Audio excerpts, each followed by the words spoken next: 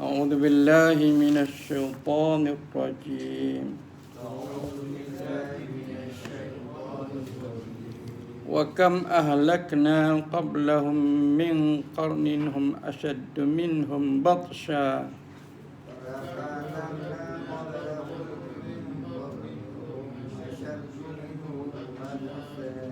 فنقبوا في البلاد هل من محيص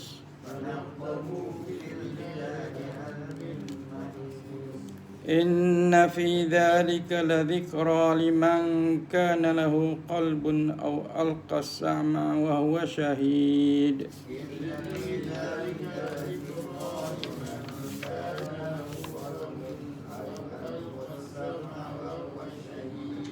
ولقد خلقنا السماوات والأرض وما بينهما في 6 أيام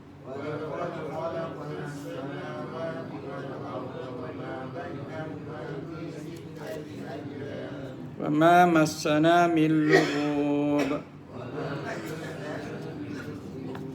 فاصبر على ما يقولون وسبح بحمد ربك قبل طلوع الشمس وقبل الغروب ومن الليل فسبحه وأدبار السجود صدق الله العظيم. اللهم ارحمنا بالقرآن العظيم واجعله لنا إماما ونورا وهدى ورحمة. اللهم ذكرنا منه ما نسينا وعلمنا منه ما جهلنا وارزقنا تلاوته آناء الليل وأطراف النهار واجعلنا حجة يا رب العالمين. اللهم أوفر ثواب ما قرأنا من القرآن العظيم إلى والدينا وجداتنا وشيخنا وجميع المسلمين والمسلمات والمؤمنين والمؤمنات الموتى من مشارق الأرض إلى مغاربها بحولك وقوتك يا أرحم الراحمين. اللهم أغننا بالعلم وزينا بالحلم وأكرمنا بالتقوى وجملنا بالعافية والحمد لله رب العالمين. Ayat 36. Dan berapa banyaknya telah kami binasakan sebelum mereka daripada umat-umat yang dahulu. Mereka itu lebih gagah perkasa dari mereka. Maka mereka itu telah pernah menjajah dalam negeri-negeri. Adakah tempat lain? Adakah tempat lari?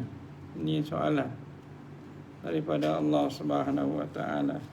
Sesungguhnya pada yang demikian itu adalah jadi peringatan bagi barang siapa yang padanya ada hati atau menggunakan pendengaran dan dia pun menyaksikan. Dan sesungguhnya telah kami ciptakan semua langit, semua bumi dan apa yang ada di antara keduanya di dalam 6 hari. Dan tidaklah menimpa kepada kami rasa letih, rasa penat. Maka bersabarlah engkau, O Muhammad, atas apa yang mereka katakan itu. Dan bertasbihlah dengan memuji Tuhan engkau sebelum terbit matahari dan sebelum terbenam.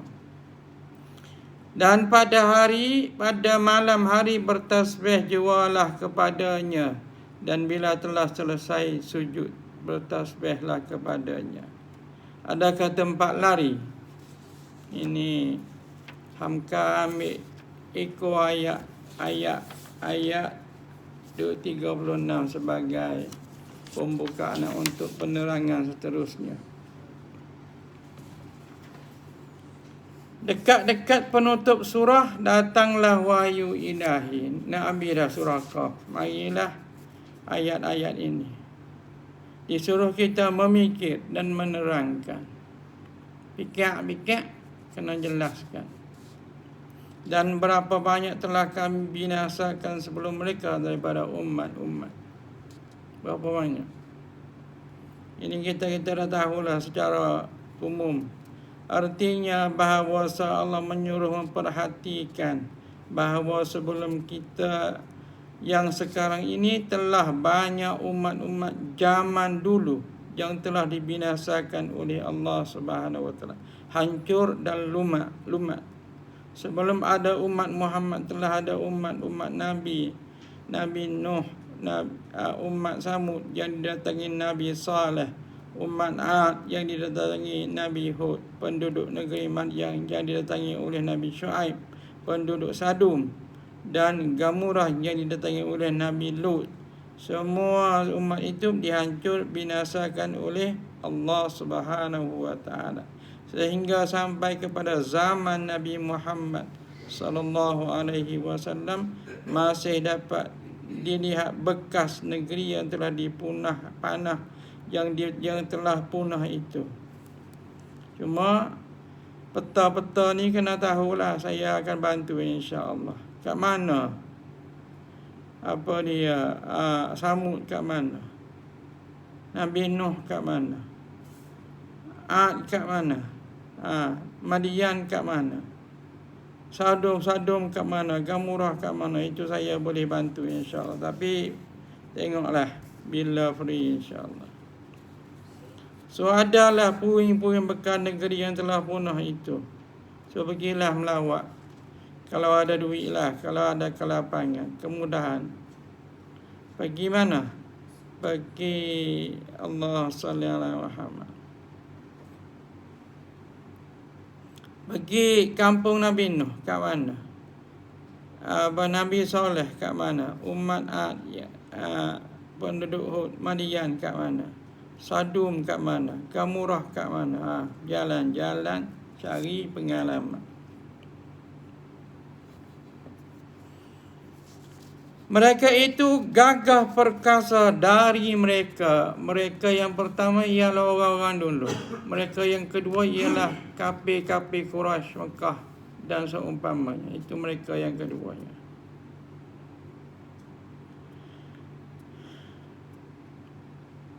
Bahawa umat-umat yang telah dibinasakan itu lebih gagah perkasa, lebih kuat, hancur lebur. Maka mereka itulah pernah menjelajah dalam negeri-negeri. Marilah lihat piramid Al-Ahram yang ada di Mesir. Saya tak pernah pergi, tengok gambar aja. Kerana polisi zaman tu, kalau cuti ke ada duit ke, tidak dibenarkan, kecuali balik kampung. Walaupun dekat boleh terbang, tidak ada peruntukan. Jadi tak pergilah. Sedangkan masa tu abang saya di Mesir, tak pergi. So tengok gambar aja. Yang tingginya setinggi bukit di zaman dahulu kala, bangunan raksasa seperti itu yang sampai sekarang sudah sampai 3,000 tahun umurnya masih saja berdiri dengan megah. Padahal mesin-mesin, teknologi dan sebagainya, mobil, truk, pengangkat batu-batu yang bertantan beratnya belum ada pada zaman tu. Tak ada. Tapi boleh buat. Jadi tafsirannya macam-macam. Ada guna kuasa jin lah. Sebab Firaun ni, dia mengaku dia Tuhan. Dia boleh kerah siapa-siapa. Teorinya lah. Tapi hakikatnya memang buat guna tenaga orang sungguh-sungguh. Macam mana dia angkat, kita tak tahu. Sehingga benar-benar semuanya itu didirikan. Bangunan dengan kekuatan manusia, 4 tulang 4 kerak. Maka jika kita bandingkan zaman purbakala, mendirikan bangunan megah, memang adalah demikian itu suatu perbuatan yang gagah perkasa jika dapat diatur dengan teknologi moden. Dengan 1-2 orang memutar mesin saja, bertantan besi dan batu sudah dapat diangkat dan dipikul yang di zaman purbakala dikerjakan oleh beribu-ribu orang, ramainya tenaga. Namun demikian semuanya itu bisa hancur, semuanya itu bisa punah dan kikis. Kalau Allah akan melakukan tindakan di zaman kita sekarang ini, bagaimanapun besar kemajuan teknologi buatan manusia, kalau Allah menghendaki dalam lamhil basar. Apa maknanya? Sekejap mata, blinking eyes. Mu pejam, mu buka, dah hancur lebur. Boleh. Tapi tidak begitulah. Semua itu bisa hancur. Sebab itu datanglah pertanyaan di akhir ayat, adakah tempat lari?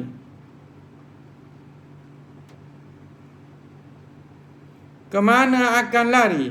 Apalah arti kekuatan manusia jika hendak berkonfrontasi dengan kekuatan Allah Subhanahu wa taala? Kau nak lari tapi tak boleh lari. Ka'ajaz nakhlim munqa'id. Kuatnya angin boleh angkat pokok kurma yang umurnya beratus-ratus tahun. Munqa'id meresak akarnya memegang kuat bumi tapi tumbang habis. Tu berbanding dengan orangnya. Orangnya terbang tak mana, hancur tak mana. Bangunan tak payah cerita lah. Angin saja. Di sini tepatlah doa munajat yang terkenal. Tuhanku, tidak ada tempat berlindung dan tidak ada tempat melepaskan diri daripada ancaman Engkau. Ini soalan tapi maknanya no. Nowhere to run, no place to escape. Itu bahasa Jepunnya. Itu makna apanya? Pertanyaan tapi bermaksud menafikan bahawa manusia memang tak akan boleh lari. Kalau dia lari pun tak ada tempat nak lari. Sebab semua orang pun nak lari juga, jadi tidak ada. Jadi jawapannya ialah kehancuran, kemusnahan. Sesungguhnya pada yang demikian itu adalah peringatan bagi barang siapa yang padanya ada hati. Ayat ini menyadarkan kita sebagai manusia agar banyak merenung, memikirkan kedudukan diri sendiri di tengah-tengah percaturan alam ini di tangan Allah Subhanahu wa taala.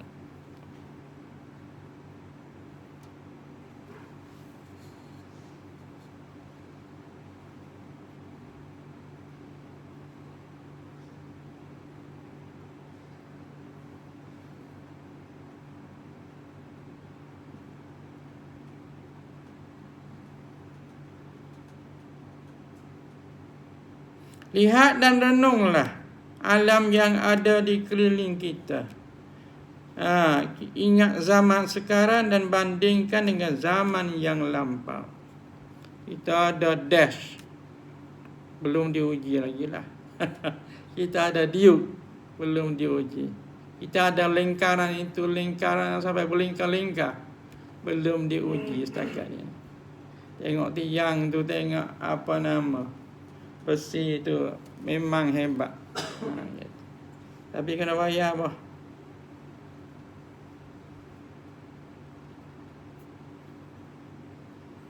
Berbanding di antara yang berlaku sekarang itu situasi dan pertalian kita dengan keadaan sekitar kita. Semua yang kita lihat adalah tidak dapat dipisahkan daripada kondisi dan situasinya, daripada zaman dan makannya. Zaman tu masa, makan tu tempat negeri itu negara itu negeri ini, itu namanya makan. Daripada ruang dan waktunya. Sekarang kita ada di sini, dahulu belum ada dan kelak akan pergi. Apakah kesan yang dapat kita tinggalkan? Gitu. Putrajaya ke Kuala Lumpur ke mana-mana saja, tinggal gitulah lama-lamanya nanti apabila segala-galanya musnah.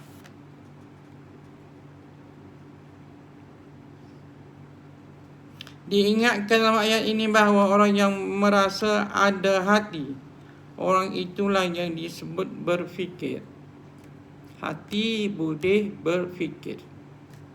Ini tuan-tuan kena bezakan, kita berfikir guna otak. Tapi ini sebut hati boleh berfikir. Betul ke? Hati kemudian. Ada hati ialah inti fikiran dan ada akal budi. So ada hati, ada akal, dua. Pada seseorang hamba, Muslim atau kafir, sama saja. Atau menggunakan pendengarannya, tiga. Kerana apapun bunyi yang terdengar oleh di telinga dibawa ke dalam hati, akan timbullah pertimbangan dan pemikiran mendalam.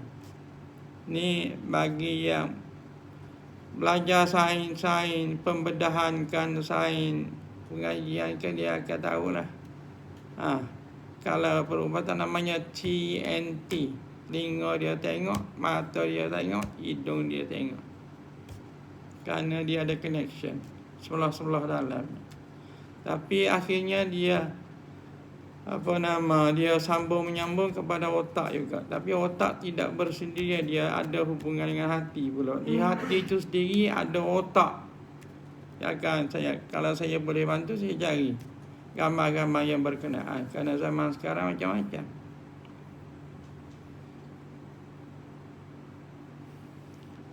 Dua buah panca indera kita aktif menyambungkan kita dengan alam di sekeliling kita, iaitu penglihatan mata, pendengaran telinga. Kedua, dibawa ke dalam pencernaan hati. Ni hubungan. Masa saya nak operate, dia kata pergi tengok mata dulu, pergi cek mata dulu. Suluh sana, suluh sini, tak ada hubungan dengan otak. Dicek gigi pula, suluh sana, suluh sini, goyang sana, goyang. Dia takut ada hubungan dengan saraf. Tak ada. Pergi pula, jantung pula. Rupanya kena bayar sendiri. Allahu Akbar. Salah interaction dia kasih. Jadi cerita. Jadi bila sampai situ, akhir-akhirnya saya tahulah telinga lagi macam ni, telinga, hidungnya macam ni, macam otaknya macam ni, ada hubungan untuk menyembuhkan. Jadi kalau bau macam ni, ada kesan kepada otak. Kalau bau macam ni tak bagus, jangan. Sama dengan pergi kepada rasa. Rasa boleh rasa. Pergi kepada bau, ia bau sana, bau sini. Durian tak bau. Durian bau. Orang lain tak mahu, saya bawa kulit masuk bilik office. This is air freshener. Adalah office-nya. Dalam bilik tidur ada macam-macam herba untuk ekstra kepada air freshener. Dalam kereta saya pun ada juga. Jadi setakat ni tak ada lipas, dah lari mereka. Setakat ni.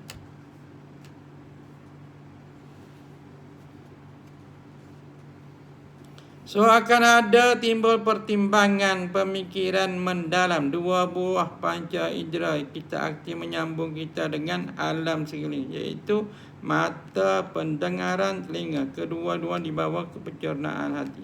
Oleh sebab itu sangatlah tercela orang-orang yang ada hati tapi tidak berjalan fikirannya. Namanya hati buta.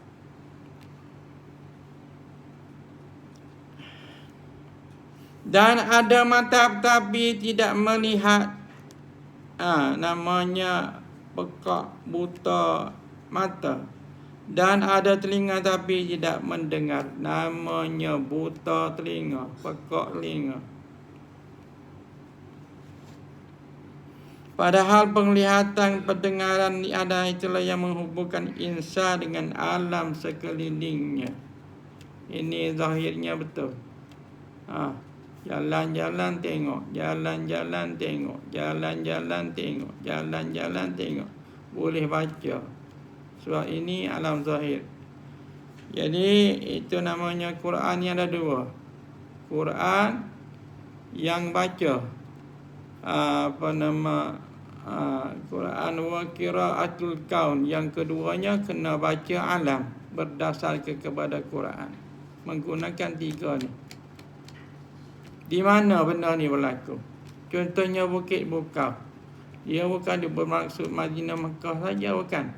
Dia bermaksud di mana-mana bukit yang ada bukit. Kalau kita yang tersohornya Kinabalu. Apa lagi? Gunung Tahan contohnya. Itu dia maksudnya begitu. Bukan di Mekah, di Madinah saja atau dalam Hijaz saja, bukan. Dia bermaksud itu namanya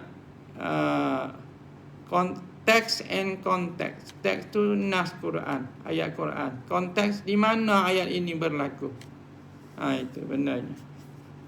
Itu teori dikemukakan oleh Taha Jabir Alwani almarhum. Qiraatul Quran wa qiraatul kaun. Kena baca Quran dan kena baca alam. Melalui 3 ni. Ada mata, ada hati, ada telinga, ada apalah, ada otak berfikir dan macam-macam lagi lah. Dan hati itulah yang mempertinggikan kecerdasan manusia di dunia ini.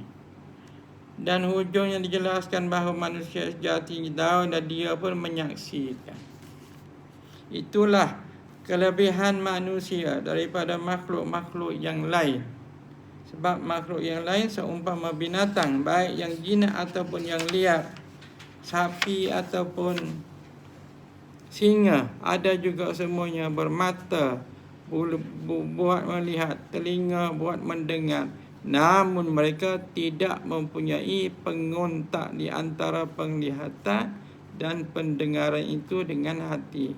Sehingga tidak ada kesimpulan akal yang akan membawa kemajuan hidup. So dia kekal dengan cara nature yang diciptakan oleh Allah SWT. Tidak berfikir. Walaupun ada mata, ada telinga, tapi tak boleh fikir. Tapi proses jugalah. Cara-cara haiwan. Imaunya, burung helangnya, eagle-nya, ya proses juga. Dan sesungguhnya telah kami ciptakan semua langit. Berapa lapis? 7 lapis. Dan semua bumi. Berapa bumi? 7 lapis juga. Bumi dan apa yang ada di antara keduanya dalam 6 hari. Kenapa tak 7 hari? Tuhan bagi tahu kita 6 hari. Dalam tafsir-tafsir yang telah lalu di surat-surat yang telah lampau, telah banyak kita mengurai tentang 6 hari itu. Secara sederhana ditafsirkan orang di zaman dahulu, benar-benar bilangan hari sejak Ahad, Isnin, Selasa, Rabu, Khamis, Jumaat. Itu yang lama punya. Dapat diartikan bahawa siang malam, petang pagi, selama 6 hari, 6 malam, Allah menciptakan seluruh langit dan bumi. Dan apa pun yang ada di antara langit dan bumi itu sampai selesai. Dan tidaklah menimpa kami rasa letih. Sekali lagi saya sebut, kalau sebut kami maknanya melibat malaikat. Kalau sebut aku maknanya Allah sahaja. Jumpa kami saja melibatkan malaikat. Inna anzalnahu fi lailatul qadar. Kami turunkan Quran pada malam qadar. Maknanya ada malaikat yang buat kerja. Kerana dia kuli Allah, hamba Allah, dia buat tu. Tak letih. Hujung bekerja keras siang malam, petang pagi ketika matahari akan terbenam, di senja hari ketika matahari akan terbit, di waktu fajar. Tidak pernah Allah berhenti mencipta. Dan semua telah terjadi, namun Tuhan tidak merasa letih. Kullu yawmin huwa fi sya'n. Itu dalam surah Ar-Rahman. Setiap detik, setiap saat ada saja buat itu, buat ini, cipta itu, cipta ini, mematikan, menghidupkan, merezekikan, tidak kasih rezeki, gitu. Marah, murka, macam-macam setiap detik. Buat itu, buat ini, segala-gala dalam 6 hari. Tapi adakah letih? Tidak letih. Sama sekali. Sekarang setelah maju pengetahuan manusia, derajat penafsiran pun bertambah tinggi. Kata Tuhan kita, setinggi ilmu pengetahuan yang telah dicapai, maka 6 hari tidaklah lagi ditafsirkan 6 kali 24 jam. Kerana keadaan sudah berubah. Tapi tak boleh ubah nas, ubah tafsiran saja. Quran kita tak boleh ubah, kita boleh ubah tafsiran.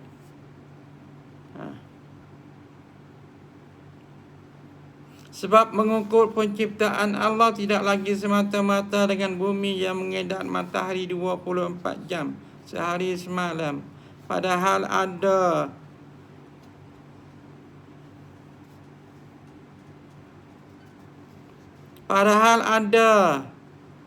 ada bintang lain yang peredarannya keliling matahari bukan sehari semalam, 24 jam, bahkan 4 tahun. Apa dia tak tahu dah ni. Saya kena cari. Ada lagi yang edaran kelilingnya matahari 20 tahun sekali. Tak tahu bintang apa. Dan ada 100 tahun sekali. Dan seterusnya. Tak tahu juga bintang apa. Jadi saya kena cari. Kalau jumpa, alhamdulillah. Kalau tak jumpa, minta maaf. Sayyid Rashid Ridha. Ini saya belajar masa master dulu. Tafsir Al-Manar. Seorang ahli hadis. Seorang yang seimbang ilmu pengetahuan agamanya, yang tradisional dengan ilmu pengetahuan umum. Yang lama pun dia ada, yang baru pun dia ada. Ni Rashid Ridha. Siapa dia? Kemudian nanti dalam WhatsApp ramai-ramai.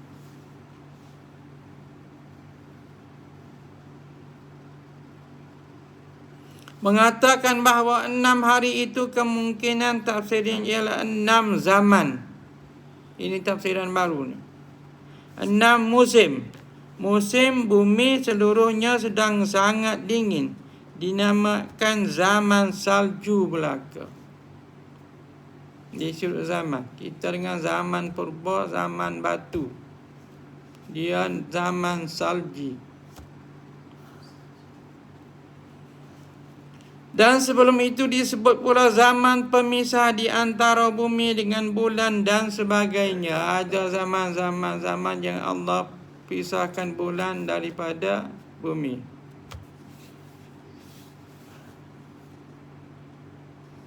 Yang satu zaman dapat ditafsirkan sekian juta tahun. So and so. Sehingga disebutkan bahawa 6 hari ialah 6 musim peralihan. Yang satu zaman itu kalau dihitung menurut perhitungan tahun sekarang mencapai 100 juta tahun. Kata Rashid Ridha. Jadi 6 hari dapat diartikan 600 juta tahun. Bingung kita. Benda dah jadi dah, tapi dibubuh nombor-nombornya. Maka dalam masa 600 juta tahun itu tidaklah Allah pernah merasakan penat dan letih subhanahu wa ta'ala. Mengatur alam gitu dan alam gini. Tak letih. Ya, dulu saya baca ayat ini untuk merawat orang yang letih, yang penat. Wa ma massana min lughub. Dan ada dalam handphone saya. Tapi baca tadi, sekali lagi, kata ahli-ahli tafsir, ada hadis yang mengatakan bahawa Sayyidina Ali dia ada something wrong dengan mata dia. Amradul ain, ni sakit mata lah. Jadi pergi jumpa Nabi baca ayat ni, wa ma massana min lughub. Nabi ludah-ludahkan mata dia. Dia kata cerah. Mana itu kaedah-kaedah yang digunakan dalam rawatan bagi yang belajar lah. Hari jangan belajar. Jangan main ludah-ludah. Dengan sebab dengar saya ceramah. Masa nak putuskan susu anak saya yang bungsu dulu masa duduk di kami pindah ke sementara pergi dinilai. Jadi nak putus susu tu saya bacalah ayat pun nak putuskan ke susu. Tak menjadi tak jadi. Nak jumpa Tok Guru juga. So Harun dia baca, dia hembus dengan air liur ke arah anak saya. Tak minum susu.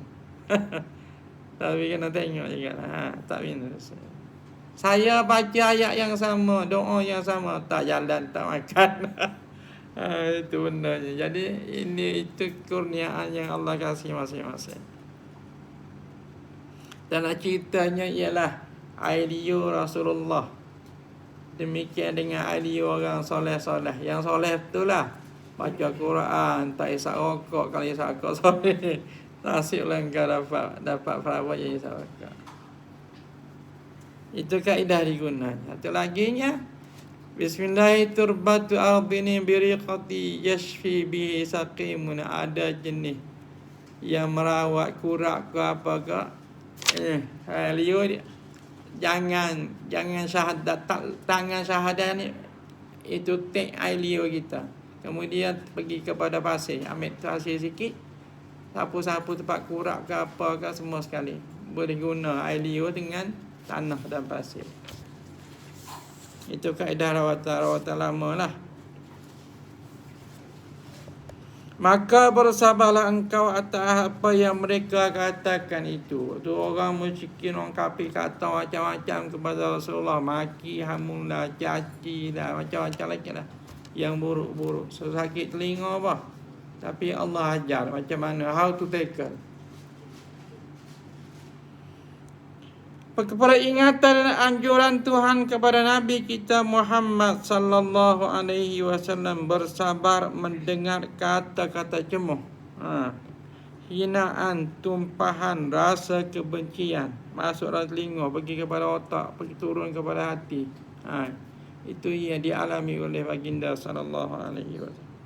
Dan lain-lainnya sebagainya disampaikan oleh orang yang tidak percaya kepada hari kiamat, kepada Allah, kepada Rasul dan macam-macam lagi. Sebab urusanmu ini adalah urusan uluhiyah. Daripada Allah terjadi uluhiyah. Apa dia? Urusan ketuhanan yang maha besar, maha agung. Bukan urusan kau Muhammad. Urusan adalah urusan Allah Subhanahu wa ta'ala. Gunakanlah penglihatan, pendengaran, kontakkan keduanya itu dengan hati sanubarimu sendiri dan ajak dan asuh umatmu berfikir demikian agar mereka insafi apalah arti manusia di hadapan kebesaran Allah Subhanahu wa ta'ala, maha pencipta. Dengan demikian maka kakimu tidak akan tersadung batu-batu kerikil kecil, soal-soal pelepah yang timbul dari caci makian mereka yang kerdil jiwanya itu. Hati kecil tapi mulut garang, mulut masam, mulut huduh, gitu. Mulut bacul. Dan bertasbihlah dengan memuji Tuhan engkau sebelum terbit matahari dan sebelum terbenam. Ini yang Allah ajar kepada Rasulullah sallallahu alaihi wasallam, supaya jangan sekali-kali mengalah dengan cacian, makian, hembusan macam-macam. Ini cara nak tepislah. Kalau berlaku kepada kita pun macam ni juga. Tak boleh lagi. Tuan-tuan kena ingat, nombor 1, la haula wala quwata illa billah. Nombor 2, subhanallah, ya ilaha illallah, salli ala Muhammad. Tak ingat. Ada 1, 2, 3, tak ingat. Satunya la haula wala quwata illa. Satu lagi ialah tak ingat. Subhanaka wa bihamdik, bukan. Apa saya masukkan dalam WhatsApp nanti.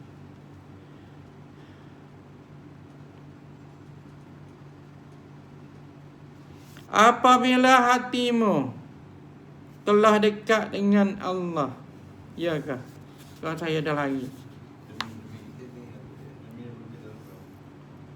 Demi apabila engkau telah menghadap keperhatianmu ke sana, pendengaran, penglihatan disertai kesedaran hati, terasalah olehmu bahawa engkau berhadapan dengan Allah Subhanahu wa taala yang Maha Besar, dengan Allahu Akbar, dan pada waktu itu pula terasalah olehmu bahawa adamu di sisi ini menjadikan bererti, dan dengan mengingati kebesaran Allah menjadikan kecillah kencong mencong mulut manusia di hadapan kebesaran Allah itu. Itu cara again nak tackle mulut-mulut yang tidak baik. Kalau kita zaman sekarang kan kena kepada Anwar lah, apa jubur. Kita tak kena, kita tak rasa. Peliwa. Al-liwati. Contoh-contoh. Pakai serban tak pakai serban kan tak ada beza. Dia masalahnya bukti. Maksudnya mulut tu kena jaga. Dan dia berdepan dengan benda tu 12 tahun, 13 tahun, 14 tahun. The whole family. Bukan dia saja. The whole family.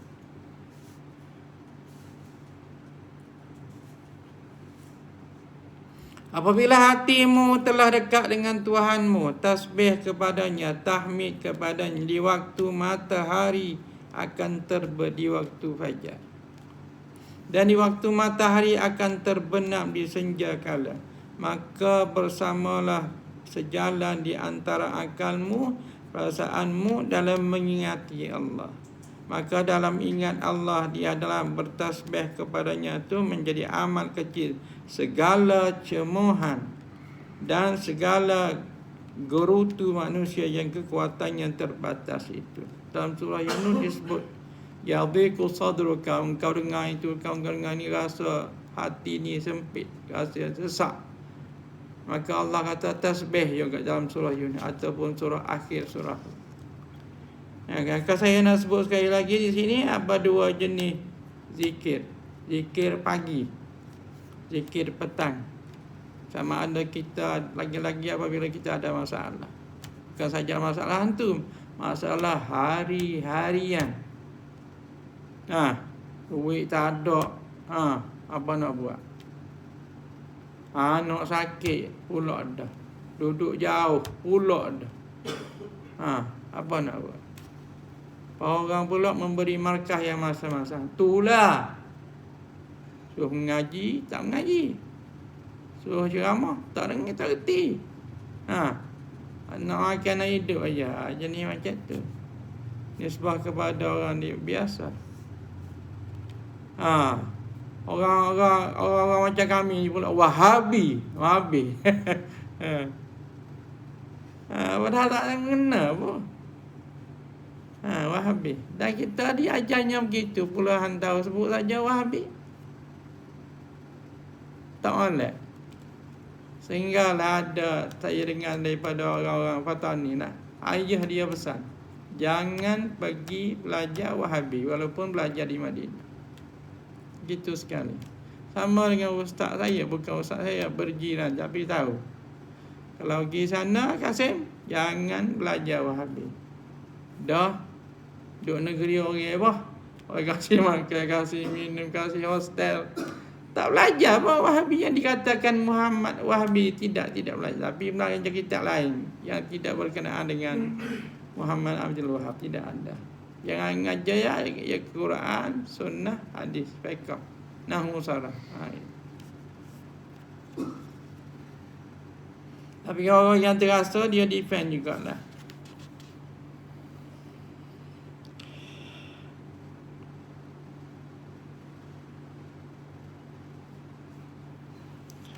So, seakan ada zikir pagi, adakah zikir petang. Saya bagi dalam grup dengan terjemahan kalau ada, insya-Allah.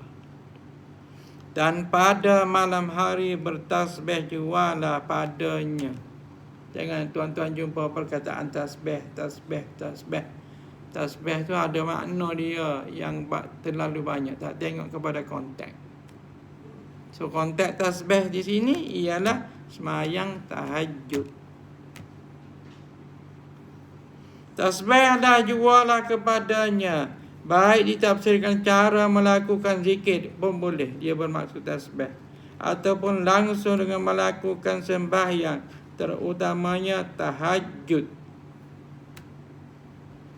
Tahajud sama dengan qiyamul lail. Cuma kalau diterjemah tahajud maknanya sembahyang selepas bangun daripada tidur. Tapi waktu malam. Namanya, oleh kerana dia malam namanya qiyamul lail. So bangun. Kerana dengan melakukan demikian martabatmu akan bertambah tinggi dan engkau akan mencapai maqam mahmudah, tempat yang terpuji di sisi Tuhan. Dan bila telah selesai bersujud, hujung ayat 40 yang berlaku kepada saya ialah Allahu Akbar. Bila dia bubuh drip untuk kemo saya, dia, doktor dah bagi tahu setiap jam engkau akan kencing, setiap 2 jam kau mesti kencing. Kalau tak kencing, rosak buah pinggang. So bangunlah. Bangun bawa besi tu, boleh bangun, pergi toilet. Tapi penat lah apa.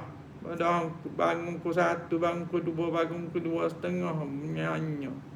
Tapi dalam hati sebut, ya Allah, gantilah terbaik kepada untuk aku. Bolehlah sembahyang tahajud 2 rakaat masa tu di Ampang Puteri. Sampai ke hari ni pun saya masih melakukan. Tapi ada jugalah ketika pancit tu ada. Maknanya tak bangun. Ada ketika. So yang saya buat sekarang ni ialah kalau bangun awal, mula-mula sekali sembahyang wuduk, sunat wuduk. Kemudian witir 3 rakaat. Itu qiyamul lail saya. Alhamdulillah. So, maksudnya itulah kena buat tahajud. Ni Azim menangis. Almarhum. Tak bangun tahajud 3 kali dalam hidup dia. Nangis. Rasa menyesal dia kata. Nabi ada ketika ada sekali tak bangun tahajud dengan sebab baginda demam teruk, sakit teruk, tak bangun. Jadi orang-orang musyrikin kata Tuhanmu telah meninggalkan engkau Muhammad. Sebab tengah malam musyrikin ni walaupun dia mulut dia hudud, dia orang dia orang bagi tanda telinga Muhammad baca apa dia. Saja-saja, suka-suka, just to kill the time. Tapi itulah bendanya.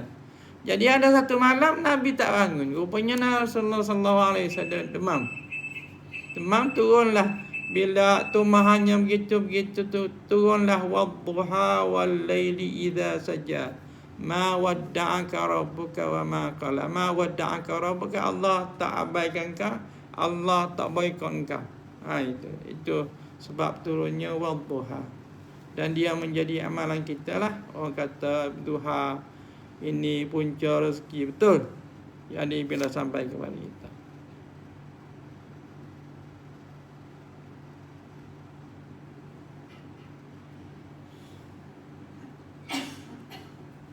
Dan disebutkan dalam kitab-kitab yang menerangkan hikmah sembahyang bahawa waktu bersujud, yakni di waktu manusia mencecahkan keningnya ke atas tanah.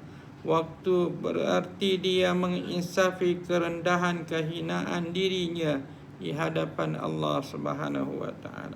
Maka sujud yang sungguh-sungguh itu disebutkan di dalam hadis Rasulullah sallallahu alaihi wasallam bahawa di saat itulah manusia dapat menginsafi betapa dekatnya kepada Tuhan, iaitu dekatnya seorang hamba di hadapan seorang penghulu yang tidak ada batas dan tidak ada perantaraan, direct dengan Allah SWT.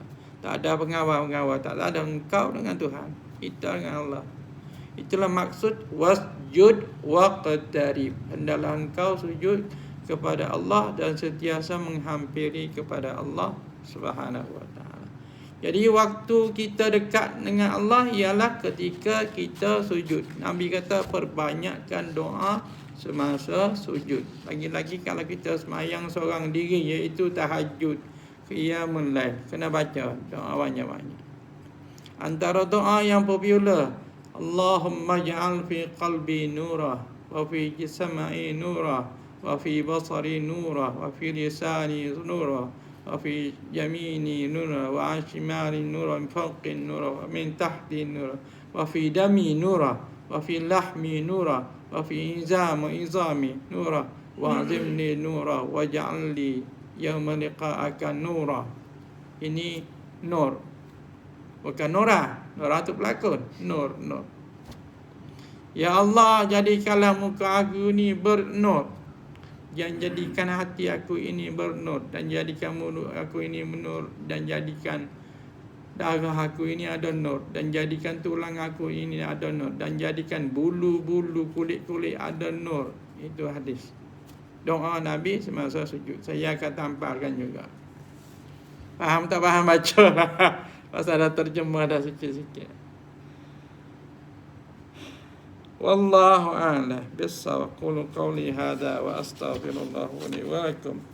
Assalamualaikum warahmatullahi wabarakatuh.